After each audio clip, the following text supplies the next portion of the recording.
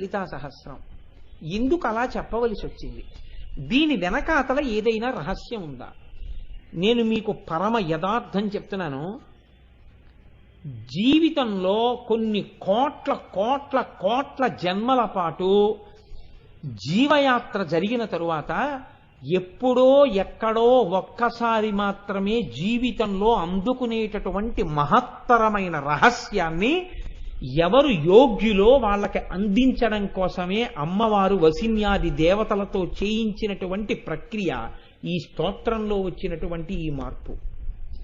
ఇది ఎందుకు వచ్చిందో ఇది పసిగట్టగలిగితే ఎంత తేడా వస్తుందో మీకు చెప్తాను చూడండి. ఇది ఇవాళ అందుకునే ప్రయత్నం చేయండి. రేపు పూర్తి సమన్వయం చేస్తాను మీకు బాహువులతోటి. ఉద్యద్భాను సహస్రాభా అని కదండి, ఉదయిస్తున్నటువంటి సూర్యుల యొక్క కాంతి కలిగిన తల్లి. ఎంతమంది సూర్యులు? ఉద్యద్భాను సహస్రాభ, 1000 కిరణములు అనండి. అనంతమైన కిరణములు 1000 మంది సూర్యులు, అనంతమైన సూర్యులు. ఒక్క సూర్యుడు ఉదయిస్తూ ఉంటేనే ఆకాశంలో వచ్చే కాంతి ఎలా ఉంటుంది? సూర్యోదయ సమయంలో ఉండేటటువంటి కాంతి ఎలా ఉంటుందండి? ఎర్రటి కాంతి ఉంటుంది కదండి. ఇది పెద్ద విశేషం కాదు, మీ అందరూ అనుభవించిందే. ఒక్క సూర్యుడు ఉదయిస్తేనే ఎర్రటి కాంతి వస్తే 1000 మంది సూర్యులు ఉదయించారనుకోండి, ఎంత ఎర్రటి కాంతి ఉంటుంది ఆకాశంలో. ఇప్పుడు వసిన్యాది దేవతలు అంటున్నారు ఇంత ఎర్రటి కాంతి ముందు కనపడుతోంది అన్నారు. ఇందులో ఉత్ అనో మాట వేశారు ప్రారంభంలో. ఉత్ అంటే పైకెత్తడం. కొన్ని కోట్ల జన్మల తరువాత ఈ నామం వినబడి లోపల దర్శనమైతే ఆ జీవుడి యొక్క యాత్రలో ఉత్ పైకెక్కడం ప్రారంభమైంది. ఏదో తేడా వచ్చేసింది. పెద్ద రహస్యం వాడికి తెలిసిపోయిందంతే. ఎక్కడొచ్చింది ఈ రహస్యం? ఎందుకు వచ్చింది? కేవలం అది ఉద్యద్భాను సహస్రాభాయ, ఇంకేమైనా చెప్పాలని ఉందా వసిన్యాది దేవతలకి అంటే నామానికి అర్థం అంతే. పైకి గురుముఖత దాని రహస్యాన్ని తెలుసుకున్నప్పుడు జీవయాత్రలోనే కొత్త మలుపు వచ్చేస్తుంది. ఎలా వచ్చేస్తుంది అంటే, మనిషి ప్రధానంగా 4 అవలక్షణముల చేత ఎప్పుడూ పతనమైపోతాడు. బాగా గుర్తుపెట్టుకోండి, ఇది మహాభారత వాక్యం. ఒకటి, యవ్వనము చేత పాడైపోతాడు. ఎందుకనంటే యవ్వనంలో ఒంటికి బలం ఉంటుంది, యవ్వనంలో పాడైపోవడానికి కావలసినంత ఓపిక ఉంటుంది. యవ్వనము, ధన సంపత్తి, అధికారము, అవివేకము, ఈ 4 చేత మనిషి పాడైపోతుంటాడు. ఈశ్వరుడిచ్చిన బుద్ధిని సక్రమంగా వినియోగించుకోలేడు. ఈ 4 మనిషి పాడవడానికి ఉపయోగించుకోవడానికి ప్రధానంగా ఏవి ఉపయోగపడతాయి? ఇంద్రియాలు, మనస్సు. వీటి వల్లే కదండి అహంకారం. ఈ ఇంద్రియాలని మనస్సుని పాడవకుండా భగవత్పరం చెయ్యడం అన్నది ఎప్పుడు మొదలు పెడతావు? సూర్యోదయంలో మొదలు పెడతావు పూజ. నిద్ర లేవడం అంటే ఎవరు లేచారు? మనసు లేచింది. మనసు లేస్తే ఇంద్రియాలు లేచాయి, ఇంద్రియాలు లేస్తే కర్మేంద్రియాలు లేచాయి, శరీరం లేచింది. ముందేం చేస్తావు? పూజ చేస్తావు. పూజ సమయంలో ఎప్పుడు చేస్తావు? సూర్యోదయ పూర్వం చేస్తావు. సూర్యోదయం వేళటికి పూజలో ఉంటావు. సూర్యోదయంలో ఆకాశం ఎలా ఉంది? ఎర్రటి కాంతితో ఉంది. ఈ కాంతి ఏం చేసింది? తిక్కన గారు చోట అన్నాడు, నీరజాకరములు నిష్టయై చేసిన భవ్యత పంబు ఫలమనంగా దినసముఖాకి నందిత చక్రయుగ్మ కంబులయనురాగంపు బ్రోవనంగా హరిహర బ్రహ్మ మహానుభావంబుల కరగినగాగ గట్టి అనగా అతుల వేజత్రయ లతికాచయము పెనుబంధన్ పుట్టెడు మూలకందమనగా అఖిల జగముల కంజర ఎగచు జన సమాజ కరపుట హృదయ సరోజములకు ముకుళనంబును జృంభణంబును నర్చి భానుబింబంబు పూర్వాద్రిపై వెలింగే అన్నాడు. ఒక ఋషి ఇచ్చారు ఆయన పద్యాన్ని. సూర్యోదయ సమయంలో ఏమవుతుంది అంటే, నీరజాకరములు నిష్టయై చేసిన భవ్యత పంబు ఫలమనంగా, తామర మొగ్గలు తపస్సు చేస్తున్న వాళ్ళల్లా, నీళ్లల్లో నిలబడి తపస్సు చేస్తున్న యోగుల్లా ఇలా ముకుళించుకుని ఈ చేతులు ఇలా పెట్టి నమస్కారం చేసినట్టుగా తపస్సు చేస్తాయి. సూర్యకిరణం పడగానే తామర పువ్వులు ఇలా విచ్చుకుంటాయి. తామర మొగ్గల తపస్సుకి ఫలితమా అన్నట్టుగా సూర్యబింబం వచ్చింది. దినసముఖాకి నందిత చక్రయుగ్మ కంబులయనురాగంపు బ్రోవనంగా, చీకటి పెడితే చక్రవాక పక్షులకి కళ్ళు కనపడవు. కాబట్టి జంటలు విడిపోయి ఏడుస్తుంటాయి ప్రియుల కోసం. సూర్యోదయం అవగానే కలుసుకుని ఒకదాని పక్కన కూర్చుని సంతోషాన్ని అనుభవిస్తాయి. చక్రవాక పక్షులు చేసిన ప్రార్థన అన్నట్టుగా సూర్యబింబం ఉదయించింది. అలాగే హరిహర బ్రహ్మ మహానుభావంబులొక్కటింగాగ గరిగిన గట్టి అనగా, బ్రహ్మ విష్ణువు శివుడు అనబడేటటువంటి 3 తత్వాల్ని కలిపి ముద్దబోస్తే తయారైనటువంటి ఒక గుణిక అన్నట్టుగా ఉన్నాడు ఆ సూర్యబింబం. అతుల వేదత్రయలతికాచయము పెనుబందన్ పుట్టెడు మూల కందమనగా, వేదమనేటటువంటి తీగ పైకెక్కి పాకుతుంటే దాని మూలకందం వేరు ఎక్కడుంటుందో ఆ కందం ఉన్నటువంటిదా అన్నట్టుగా ఉంది సూర్యబింబం. జన సమాజ కరపుట హృదయ సరోజములకు ముకుళనంబును జృంభణంబును నచ్చి, మనుష్యుల యొక్క మనస్సులకి జృంభణం కలుగుతుంది. లేస్తారు, ఒక్కసారి అందరూ లేస్తారు. లేవగానే చేతులు ఇలా కలుసుకుంటాయి, నమస్కారం చేస్తారు. చేతులు కలుసుకుంటున్నాయి, ముకుళించుకుంటున్నాయి, మనసులు విచ్చుకుంటున్నాయి. మనసులు విచ్చుకునేటట్టు చేస్తుంది సూర్యబింబం, చేతులు కలుసుకుని అంజలి ఘటించేటట్టు చేస్తుంది సూర్యబింబం. అలా చేసి పూర్వాద్రి మీద వెలిగింది. ఈ వెలిగితే ఏ రంగు వచ్చింది? ఎర్రటి రంగు వచ్చింది. అమ్మవారి ఏ రంగులో ఉంది?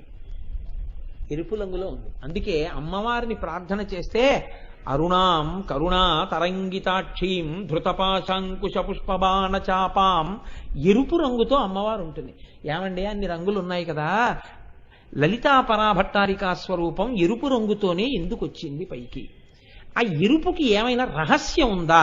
ఎందుకు ఉద్యద్భాను సహస్రాభ అని అంటున్నారు? దీన్ని సౌందర్యలహరిలో శంకరాచార్య స్వామి వారు పరిష్కారం చేశారు. ఈ పరిష్కారం కూడా శంకరాచార్యులు వారు ఎంత గొప్ప ముడి పెట్టారో తెలుసా అండి? ఒక పట్టాన సాధారణంగా అర్థం కాదు, పెద్దలకు అర్థం అవడం విషయంలో నేనేం ప్రశ్న చేయట్లేదు. ఆయన ఎంత గమ్మత్తైన మాట అన్నారంటే, ఉదయిస్తున్నటువంటి సూర్యబింబంలో ఉన్న ఎర్రటి కాంతి ఎలా అయితే ఆకాశంలో ఇలా ముందుకొచ్చేస్తుందో, మీరు ఒక సముద్రపు టొడ్డుకెళ్ళి సూర్యబింబాన్ని చూస్తున్నారనుకోండి, నీటిలోంచి ఇలా పైకొస్తుంటే సూర్యబింబం ఎర్రటి కాంతి కాలవ కట్టినట్టుగా ఏర్పడుతుంది. ఎర్రటి కాంతి ఆకాశం అంతా నిండిపోయి అన్ని లేత ఎరుపులోకి వచ్చేస్తాయి. అమ్మవారి ఆవిర్భావాన్ని కూడా ఎరుపు రంగుతో ధ్యానం చేస్తే ఈ ఎరుపు ఏమవుతుందంటే, ఒక నాటకం వేసేటప్పుడు అన్ని లైట్లు ఆర్పేసి ఎర్రటి లైట్ వేశారనుకోండి, ఆ ఎరుపు కాంతిలో తెర వెనకాల ఉన్నటువంటి వేదిక, దాని మీద ఉన్న నటుడు నటి అందరూ ఎర్రగా కనపడినట్టే ఎర్రటి రంగు అమ్మవారిది ఉపాసన చేస్తే ఆ ఎరుపుతనం వచ్చేస్తే లోకం, మీ పూజా మందిరం మీరు ఆ ఎరుపులో కలిసిపోయినట్టుగా మీరు ఉపాసన చేస్తే ఏమవుతుంది? ఎందుకు ఆ ఎరుపుకి గొప్పతనం వచ్చింది? ఎందుకు ఆ మాట వసిన్యాది దేవతలు చెప్పారు? శంకరాచార్యులు వారు అన్నారు, అలా చేస్తే ఏమవుతుందో శంకరాచార్యులు వారు చెప్పారు. కొంచెం చాలా జాగ్రత్తగా వినే ప్రయత్నం చేయండి. అంత తేలికగా ఏముండదో, పట్టుకుంటే జీవయాత్రలో కొత్త మలుపు వచ్చేస్తుంది. తను ఛాయాభిస్తే తరుణ తరణి శ్రీ సరణిభి దివం సర్వాముర్వీమరుణిమనిమగ్నాం స్మరతి యః భవం క్యస్యత్రస్యద్వన హరిణ చాలీన నయనాః సహోర్వశ్యావస్యాః కతి కతి నగీర్వాణగణికాః.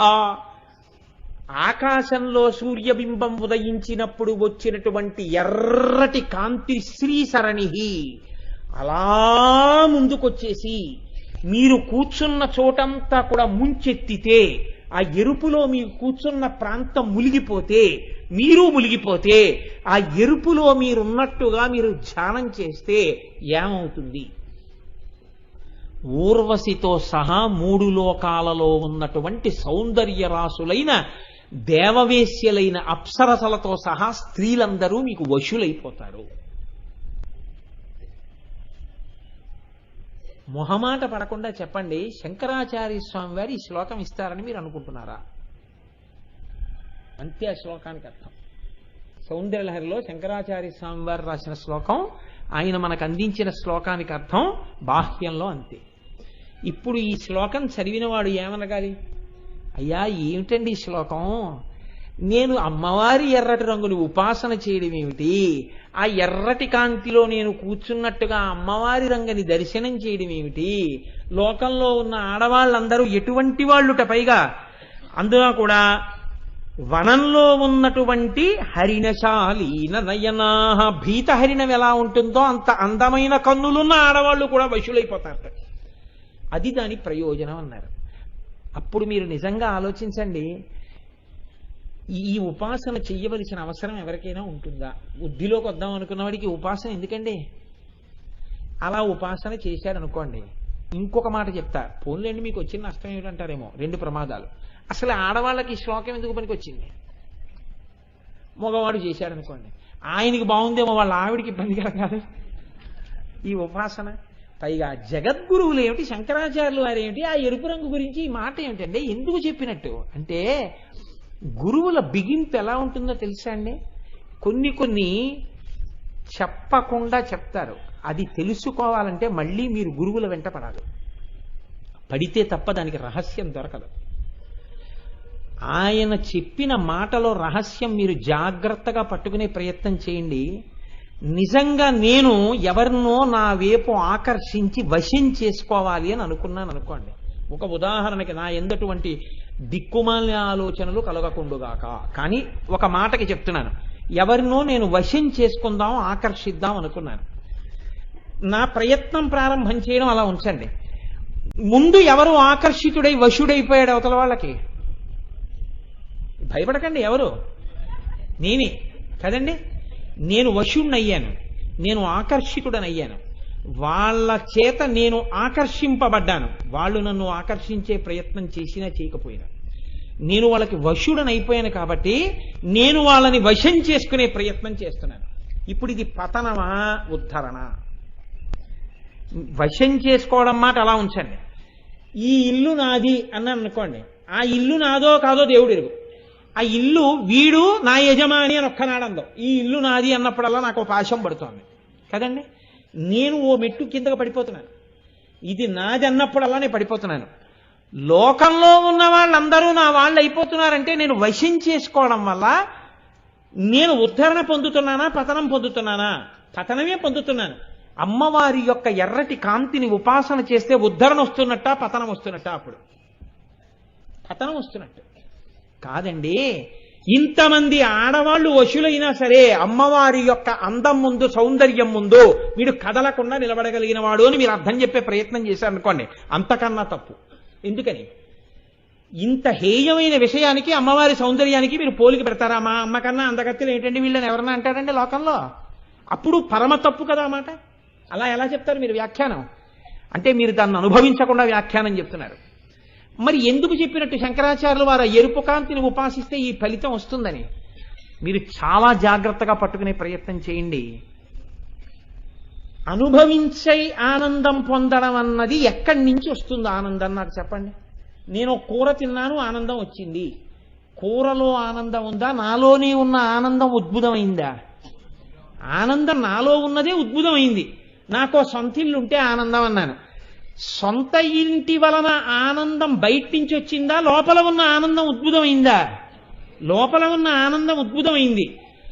3 లోకాల్లో ఉన్న అందగత్తెలందరూ నావారైపోయారు అంటే 3 లోకాలలో ఉన్న ఆనందం అన్నది ఏది ఉన్నదో ఆ ఆనందము నేనైపోయి ఉన్నాను. అంటే ఇప్పుడు నేను పూర్ణుడనైపోయాను, జ్ఞానినైపోయాను. ఇప్పుడు నేను ఆనందమునకు బయట వెతుక్కోను. ఆనందము లోపల అనుభవించుచున్నవాడను, నేనే ఆనంద స్వరూపుడను. పూర్ణమదః పూర్ణమిదం పూర్ణాత్ పూర్ణముదచ్యతే పూర్ణస్య పూర్ణమాదాయ పూర్ణమేవావశిష్యతే. నేను పూర్ణుడనైపోయి ఉన్నాను. అన్నీ నేనే, అంతా నేనే. నేను ఆత్మని, నేను అంతటా నిండిపోయి ఉన్నాను. ఇక నేను అనుభవించవలసిందన్నది లేదు, అన్నీ నేనే. ఈ ఆత్మ నేను, ఈ శరీరం నేను కాదు, మనసు నేను కాదు. నేను చిదానంద రూప శివోహం శివోహం. నేను ఆనందరూపుడను. కాబట్టి అన్నీ నావిగా ఉన్నాయి. నేనుగా ఉన్నాను, నావిగా కాదు, నేనుగా అయిపోయి ఉన్నాను. ఇప్పుడు అన్నీ నేనుగా అయిపోయి ఉన్నప్పుడు ఇంకా నేను పొందవలసిందంటూ ఇంకొకటి ఉందా? లేదు. అంటే నేను పూర్ణుడనైపోయాను, నేను జ్ఞానినైపోయాను. ఈ జ్ఞాని కావడానికి కావలసిన అనుగ్రహం ఎక్కడి నుంచి వస్తోంది? అనుగ్రహమే ఆ ఎరుపు. ఈ అనుగ్రహ దర్శనమే అమ్మవారి అనుగ్రహపు ఎర్రటి కాంతులను సూర్యమండలమునందు దర్శనము చేసి ఇక్కడ ఉపాసన చేయుట. ఈ అనుగ్రహము ప్రసరిస్తే అమ్మవారిది క్రియాశక్తిగా ఉంటుంది. క్రియాశక్తి ఎరుపుగా ఉంటుంది ఎప్పుడు. అందుకే మీరు చూడండి, మీరు బాగా దీన్ని పట్టుకునే ప్రయత్నం చేయండి. లోకంలో రంగులు ఎన్ని అని అడిగారు అనుకోండి, మనం చిన్నప్పుడు నేర్చుకుంటాం విబ్జిఆర్ అని. విబ్జిఆర్ అంటే విఐబి ఏదో స్పెల్లింగ్ చెప్తాం. Violet, indigo, blue, green, yellow, orange, red. 7 రంగులు కదండి. 7 రంగులు చెప్తాం. ఈ 7 రంగుల్లో బాగా గుర్తుపట్టండి, తెలుపు కాని నలుపు కాని ఉన్నాయా? లేవు. తెలుపు నలుపు రంగులు కావు. ఏవి రంగులు? ఈ విబ్జియారే, violet, indigo, blue, green, yellow, orange, red, ఈ 7 రంగులు. ఈ 7 రంగులంటే ఏమిటి అర్థం? తెలుపు నలుపు రంగులు ఎందుకు కాలేదు అంటే, తెలుపు ఏది లోపలికి తీసుకోదు, అన్ని బయటికి వదిలేస్తే తెలుపు. Process of reflection is white, అన్ని బయటికి వదిలితే తెలుపు. అన్ని పుచ్చేసుకుంటే నలుపు. The process of absorption is black. అన్ని పుచ్చుకుంటే నలుపు, అన్ని వదిలేస్తే తెలుపు. అన్ని వదిలినది రంగు కాదు, అన్ని పుచ్చుకున్నది రంగు కాదు. ఏది రంగు? కొన్ని పుచ్చుకుని ఒక్కటి వదిలిందేదో అది రంగు. అన్నిటినీ లోపలికి తీసేసుకుని ఆకుపచ్చని పైకి వదిలింది అనుకోండి, అది ఆకుపచ్చ రంగు. అన్ని లోపలికి తీసుకుని నీలాన్ని పైకి వదిలింది అనుకోండి, అది నీలం రంగు. అన్ని లోపల పెట్టుకుని పసుపు పైకి వదిలింది అనుకోండి, అది పసుపు రంగు. అన్ని లోపలికి తీసేసుకుని ఏది పైకి వదలలేదు అనుకోండి, అది నలుపు. అన్ని పుచ్చుకోకుండా అన్నిటినీ పైకి వదిలేసింది అనుకోండి, తెలుపు. అన్ని పుచ్చుకుంటే రంగు కాదు, అన్ని వదిలేస్తే రంగు కాదు. కొన్ని పుచ్చుకుని ఒక్కటి వదిలిపెడితే రంగు. అన్నీ కలిసిపోయి ఉంటే అసలు రంగులన్నీ ఎందులో ఉన్నాయి? తెలుపులో ఉన్నాయి. అందుకే తెల్లటి బట్ట అని ఎందుకంటారో తెలుసా అండి? అది శోభనప్రదమని. తెలుపు ఏదీ పుచ్చుకోకుండా వదిలిపెడుతుంది, కానీ అన్నీ అందులో ఉన్నాయి. తెలుపులోనే రంగులన్నీ ఉన్నాయి. మీరు చూడండి, విబ్జిఆర్ అంటే ఆర్ స్టాండ్స్ ఫర్ రెడ్, ఎరుపు. ఈ ఆర్ కి అవతల ఏదుంది? తెలుపు ఉంది. ఈ తెలుపులోంచి మొదట విడింది ఏది? ఎరుపు. ఎరుపు విడితే వెనకాతలకి ఏం విడ్డాయి? విబ్జిఆర్ లో ఉన్న మిగిలినవన్నీ విడిపోతూ వచ్చే రంగులు. చిట్ట చివరికి వైలెట్ విడింది. Violet, indigo, blue, green, orange, red. ముందు ఎరుపు విడిపోయింది. విడిపోగానే మిగిలిన రంగులన్నీ విడిపోయి, ఈ విడిపోయిన ఆఖరి రంగేది? వైలెట్. ఈ వైలెట్ కి వెనకాలే ఉంది బ్లాక్. నలుపు రంగు కాదు, తెలుపు రంగు కాదు. ఈ ఎరుపు ముందు విడితే అన్ని విడ్డాయి. ఈ ఎరుపు తెలుపులోకి వెళ్ళిపోవడం మొదలెడితే అన్ని తెలుపులోకి వెళ్ళిపోతాయి. తెలుపులోకి వెళ్ళిపోయి తెలుపు అన్నిటిని బయటకు వదిలేస్తుంది. తెలుపు తెలుపుగా ఉండిపోతుంది. మనం అందరం ఈశ్వర స్వరూపాలు అయ్యుంటే ఈశ్వరుని నుంచి విడిపోయి జీవుడిగా కనపడడం ఎందుకు కనపడుతుంది? అమ్మవారి యొక్క మాయ వలన. అది విడిపోవడం ఎరుపు. మళ్ళీ కలిసిపోవడం ఎవరి వలన? అమ్మవారి అనుగ్రహం వలన. కలిసిపోతే ఆ తెలుపులోకే వెళ్ళిపోతారు. ఆ తెలుపు శివుడు. ఈ తెలుపులోకి వెళ్ళిపోవడం, తెలుపులోంచి విడిపోయి నేను జీవుడిగా ఉన్నాను అనుకోవడం. ఈ విడడం కలవడం, విడడం కలవడం, విడడం కలవడం, దీనికి ఆధారం ఎరుపు. ముందు ఎరుపు విడుతుంది. ఈ ముందు విడే ఎరుపు ఏదుందో ఆ ఎరుపు క్రియాశక్తి. అదేం చేస్తుంది? అదే మళ్ళీ మిమ్మల్ని కలుపుతుంది. ఈ కలపగలిగిన క్రియాశక్తి దేనిలో ఉంటుంది? చేతిలో ఉంటుంది. చెయ్యే పనులన్నీ చేస్తుంది. అన్ని పనులు చేసే చేతిని క్రియాశక్తి అంటారు. ఈ చేతికే కరము అని పేరు. కరమే కిరణము. సూర్యకరము, సూర్యకిరణము, కిరణము. ఆ కిరణముల వలన మొదట వచ్చిన ఎరుపు కాంతి అమ్మవారిది అంటే అమ్మవారే నిన్ను మళ్ళీ భగవంతుడిలోకి కలపగలదు. అమ్మవారే భగవంతుడిలోకి కలిపేస్తే నీవు భగవంతుడిలో కలిసిపోయిన నాడు నీవు పూర్ణుడవైపోతావు. సముద్రంలోకి చేరే వరకే నది యొక్క పరుగులు. నది సముద్రంలో చేరిపోయాక పరుగులు లేవు. అంతే, గంభీరమైపోయిందంతే. తనలో తానలా నిశ్చలంగా హాయిగా ఉండిపోయి లేచి పడుతూ కెరటాలు వీధిలోని లోపలికి సముద్రంలోకి వెడితే ఏమీ ఉండదు. నాకు ఒక మెరైన్ ఇంజనీర్ గారు ఒక ఆయన తెలుసు, విశాఖపట్నంలో సుబ్బారావు గారిని. ఆయన అంటారు, సముద్రంలో మెరైన్ ఇంజనీర్ భవించినటువంటి ప్రశాంతతకి అలవాటు పడ్డాక కోటేశ్వరరావు భూమి మీద గందరగోళం తట్టుకోలేమన్నారు ఆయన నాతో. నేను తెల్లబోయాను ఆ మాటకి. అయ్యా అదేమిటన్నా? నిజం. ఈ కెరటాలు సముద్రపు ఒడ్డునే కోటేశ్వరరావు. ఓడలో సముద్ర మధ్యలోకి వెళ్ళిపోయిన తర్వాత మీరు ఓడ బయటికి వచ్చి నిలబడి చూస్తుంటే ఎటు చూసినా నీరే. అలాగని కదలిక లేకుండా ఉండదు. చైతన్యంతో అలా అలా అలా కదులుతున్నటువంటి సముద్రం మధ్యలో నిలబడితే ఎంత నిశ్శబ్దం! ఆ సముద్ర చైతన్య గాంభీర్య ఘోష తప్ప ఇంకొక్కటి ఉండదు. ఒడ్డుకి రాగానే కుక్కరుపులు, పిల్లరుపులు అన్నీ ప్రారంభం. మా పణిబాబు గారు మెరైన్ ఇంజనీర్ చేశారు. ఈ అరుపుల ముందు ఆ ప్రశాంతత ఎంత సంతోషంగా ఉంటుందో, ఆ ప్రశాంతతకు అలవాటు పడిపోయిన వాడు బహుశా ఊరిలో ఉండలేడు. మెరైన్ ఇంజనీర్లలో ఆధ్యాత్మిక కోణం ఉన్న వాళ్ళు ఊరు బయట అందుకే ఉంటుంటారు కాబట్టి లోపలికి వెళ్ళడం అలవాటైపోతే నది పరిగెత్తి పరిగెత్తి సముద్రంలో కలిసిపోయి ఆనందం అనుభవించినట్టు విడిపోయి ఉన్నవాడివి పరిగెత్తి పరిగెత్తి పరిగెత్తి అమ్మవారి క్రియాశక్తితో ఎరుపు యొక్క అనుగ్రహంతో తెలుపులోకి వెళ్ళిపోతే ఇక ఆ ప్రశాంతత లేదు. ఈ కలపగలిగినది విడదీసినది ఎరుపే, కలిపినది ఎరుపే. ఈ ఎరుపే అమ్మవారు. ఆ ఎరుపుని ధ్యానం చేస్తే వచ్చేది పూర్ణత్వం. అన్నీ నువ్వైపోవడం, అన్నీ నీవిగా మారిపోవడం, నువ్వు అనుభవించవలసిన ఆనందం అన్నది ఇంకోటి లేకపోవడం. మన్మధుడు ఇంకొకళ్ళని కామం వైపు ప్రచోదనం చేస్తాడు. మన్మధుడే కామానికి ప్రచోదనం అవుతాడా? అవడం. అందరినీ కామం వైపు తిప్పుతాడు.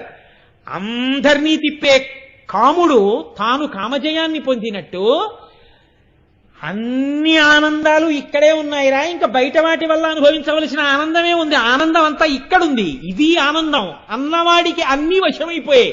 ఇది శంకరాచార్యుల వారు అందరూ వశమైపోతున్నారని చెప్పడం. అందుకని శంకరులు చెప్పినది ధ్యానం చేస్తే తెలుస్తుంది తప్ప బాహ్యంలో అర్థం కాదు. శంకరులు ఏమిటి, శ్లోకం ఇవ్వడం ఏమిటి అనిపిస్తుంది. ఈ ఎరుపు కారుణ్యం. ఎరుపు ఎక్కడుందో అక్కడ కదలిక ఉంది, ఎరుపు ఎక్కడుందో అక్కడ అనుగ్రహం ఉంది, ఎరుపు ఎక్కడుందో అక్కడ కారుణ్యం ఉంది, ఎరుపు ఎక్కడుందో అక్కడ రాజసం ఉంది. అందుకే బ్రహ్మగారు సృష్టి చేస్తుంటాడు. కానీ ఆ ఎరుపు చిక్కబడిపోయింది అనుకోండి, చిక్కబడిన ఎరుపునందు పరుగులు తక్కువ.